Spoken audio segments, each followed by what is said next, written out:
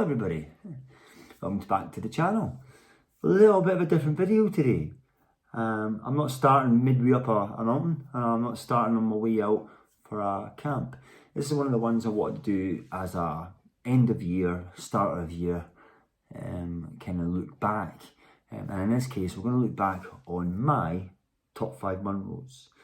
So let me be clear on how we define what I've classed as my top 5. They're not based on any guides. They're not based on other people's opinions. They're literally based on my experience of my munros that I've done and how I enjoyed the trips themselves.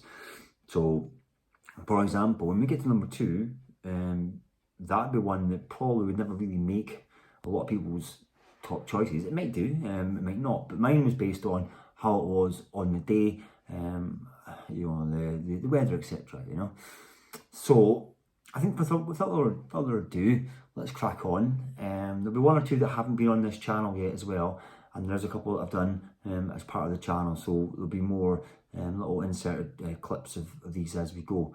So I'm going to start with number 5, and number 5 is going to be Ben Lomond. So probably one of the most famous munros outside maybe Ben Nevis is Ben Lomond, which is situated, of course, on the banks of Loch Lomond.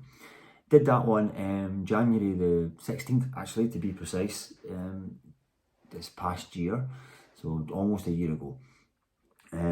Why that makes the top 5 is largely because it had been wet before, and then we had a few days where it cleared up quite nicely, and on the day itself was just a stunning day.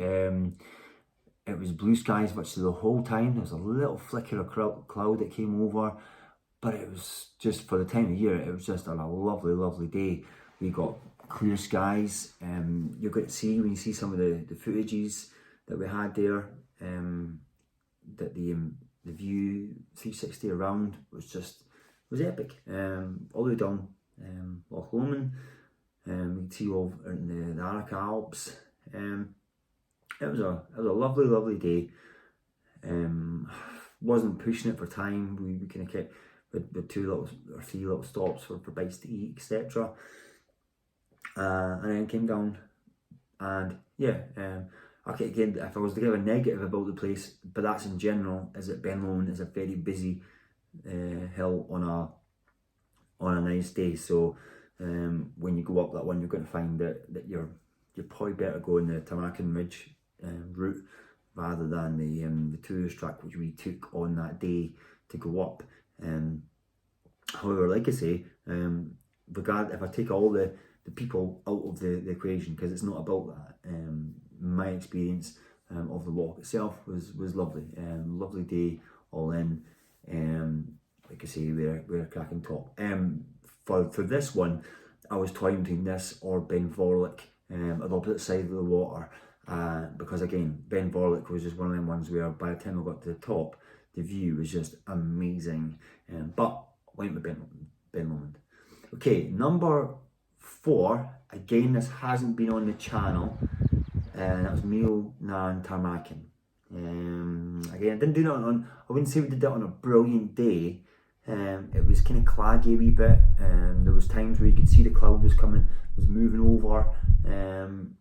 But what's brilliant about Mil Nan Tarmakin? Okay, so we did that. It was me and David. We did that. I think that might have been May, maybe, about that kind of time. It's a nice walk. You get a false summit that comes up fairly early, because you start higher up as well. You start in the Ben Lawlor's car park, and then you have a drop, and you come up and actually at the peak, and that can be done in like an hour and a half, 2 hours. It's quite a quick jolt. But what's good about the Tarmakin is the Tarmakin Ridge, which, as long as you don't go on a really heavy windy day, it's just fantastic. Narrow little section. It's maybe 30-40 meters long, not much longer than that, where you're kind of having to walk your feet. I got a few little video clips of that, which again you'll be seeing as we go along with this. So, and I loved it. I wish that I'd done that on a clear sunny day and the views would have been a little bit better. And I do want to do that as a winter walk as well. I think that'd be fantastic in the snow. We also, I think what ticked that one off and put that on the top 5 was when we came over the ridge, we decided not to take the bypass route that would be a little bit easier to come down. We took this really steep cliff, came down, and it was the first time I've ever done a scramble where I shouted down to say that I'm not sure how I'm getting down here, and it was partly because I went right when the other guys had went left, and I reached a kind of point where I was like, I think I'm gonna have to jump, and I ended up just getting a hold on to a rock and jumping down and got down. But it was quite a wee adrenaline rush, so that kind of always ticks the boxes of did you get the little butterflies in your stomach? And yeah, I just remember walking down the forest track and the way back to the car, we were properly excited. It was also quite a nice day because we met a guy from Cumbria who'd done all the Wainwrights and he was working his way through Munros, and he was on his own. He'd started flying up behind us, and then when he caught up with us, we kind of tagged on together as a group of 3. And a good little banter that day out. So that was a really enjoyable day out all in. Number 3 is in the same area, Ben Lawler's, which is on the channel and one of my earlier videos. So Ben Lawler's, the reason why it's there, it was my first summit camp of a Munro. I'd done camping plenty of times in other areas, but I'd never done a Munro camp. It'd always been one of my wee tick boxes of 2022 was to do a Munro camp, and that really got me the buzz for doing that one. So took off, got to Ben Lawler's about 6 o'clock, I think it was. I made the climb up. I wanted to go on the principle of you'll arrive late and leave early when you're doing your camping. That way you're not in the way of anybody who's out there to get a walk done or that, So anyway, I'd spied a couple of places on the map that I was going to stay at.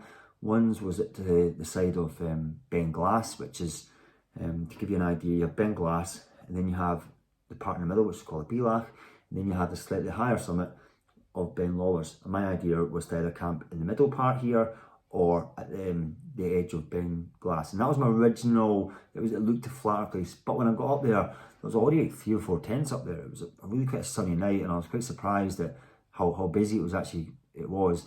So I continued my route up over Ben Glass and then finished in the Belach in between the two of them. And then went up and I tagged Ben Lawler's without a bag. I was up Ben Lawler's for about 15 minutes, I think, at the top.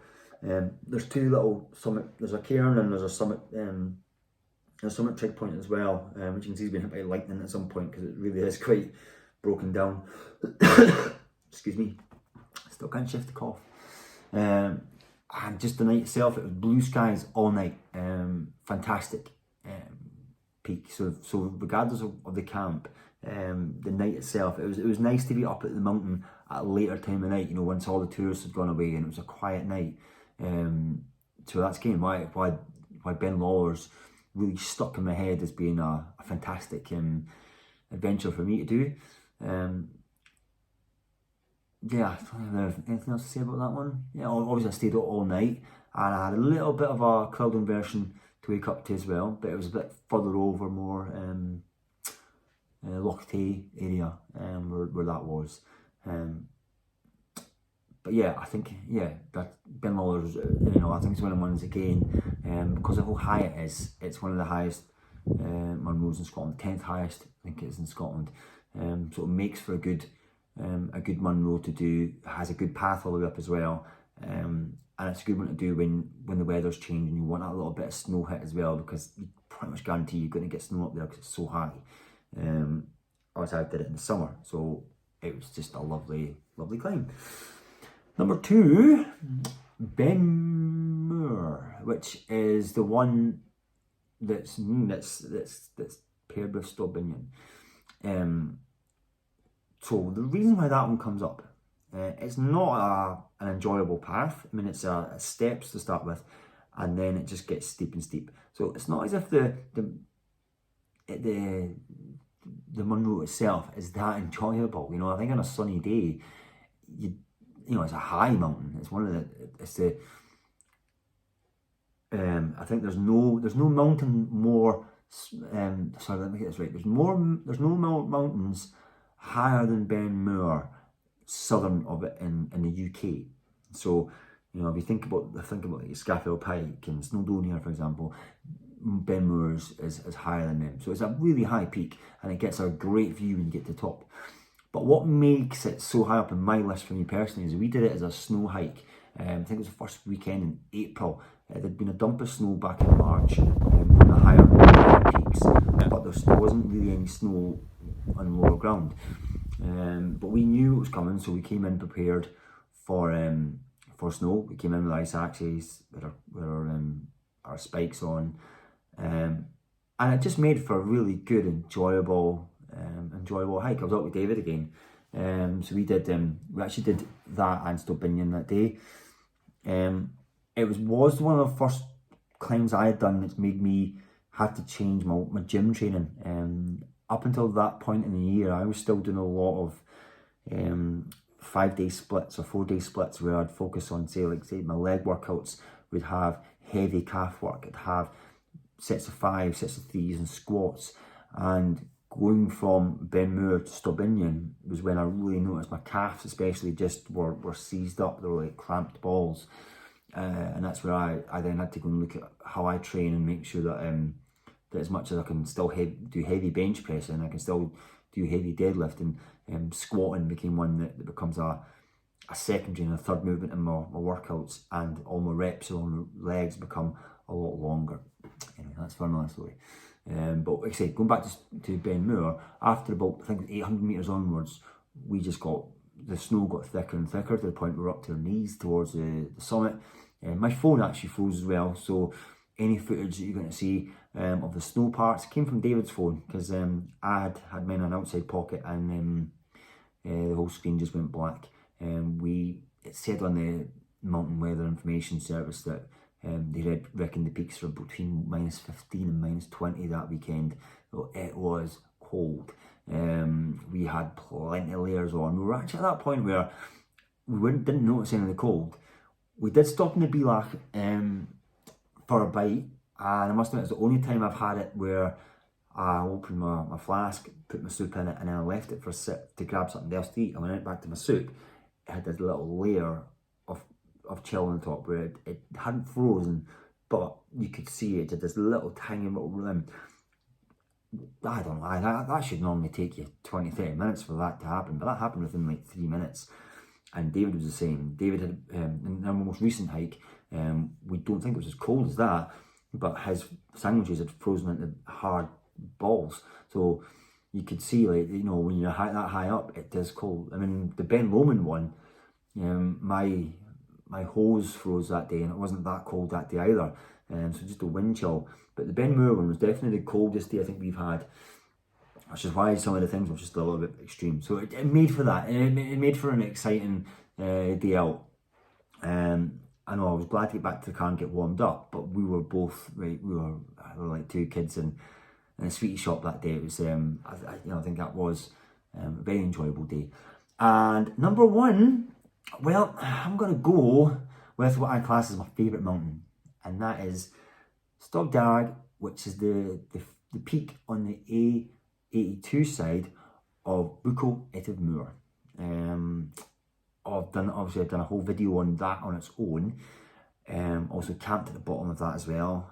It's featured on 2 or 3 of my videos now, the Bucco, which again you'll be seeing little clips of this popping up as we're going. It is just, what can I say about the Bucco? The climb I took was the one that takes you right through the centre of it. There's a way where you can go round the glen and then go up, and then you would do the back side and then the front side and come down that way, or you can back on yourself if you find that if you're feeling a bit intimidated by going up through the centre, or maybe you find that too easy and you can go around. There's 2 or 3 climbing routes that are kind of more, you can see them, but there's also, as long as you get climbing gear, you know what you're doing, you can pretty much go all the way up the top, anyway which way you choose. But there's a few recognised climbing routes. why was it my top one so far? Well, the view. I mean, like I say, I'm going to give you a few notables at the end, but the view on Stop Derag Beelach now, in between you get the top of climb, that. And that was Stop one I remember Derag, what my mates commented and the videos and pictures up. Like the next one. The view, Oh, let's crack on. So from the top, you know, if you're looking down at the 82, you've got Benacrusley, which is that little mount, which is the mounded Corbett that I camped on, which will get to the camps. Looking further over, we then get Rannochmoor, and then we look down at the ski centre where we get Mulabui and Crease. Then we can come behind us and we look towards Ben Strava, we come to Glen Etive, and then we can look down into Glencoe itself, where we look towards the Three Sisters, and then over Annie Ridge, and we can see towards Ben Nevis. We get the Malmores and the Grey Corries, and you can just see little tips of like the Lawlers range and Schiehallion as well. It's just a fantastic view. Like I said, definitely for me it was the conditions on the day as well made for it as well. I was on my own. I always wanted to go on my own the first time as a personal challenge, because I heard a lot of people that said that they got halfway up and turned around, came down. They just felt it was too. They probably would have managed it, but the anxiety of doing that level of a climb, because it's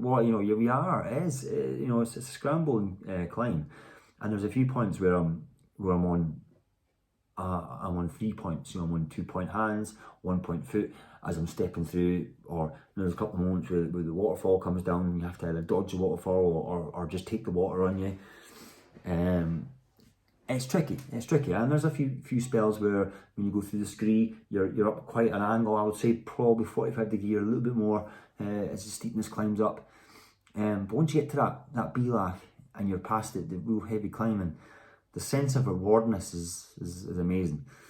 And like I say, for me, Glencoe is that place. Glencoe is going to pop up in this channel a lot. It is like my favourite place. Maybe until I start doing Skye, and I think once we start doing Skye, then maybe Skye might become the new place for the weekend trips.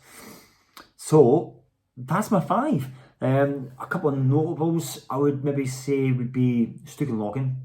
If you remember that's on that video, the Epic 4 Munro weekend, and that was the second Munro I did on that weekend. The other one that day, maybe still a nice little Munro, but what made Stukenlocken just the one that stands out was the little scramble all the way up the top. Again, that was a ferocious climb. There's a couple of clips in my video there where I'm sweating buckets. I was pushing myself to get up there. Again, I didn't get great footage at the top because it was very windy at the point that was, and it was a little bit hazy because it had been sunny as well. But again, the view was brilliant. Right up Rannochmoor into Glencoe, lovely little 360. So that definitely made the list. Again, another one from Glencoe was Stobdhu.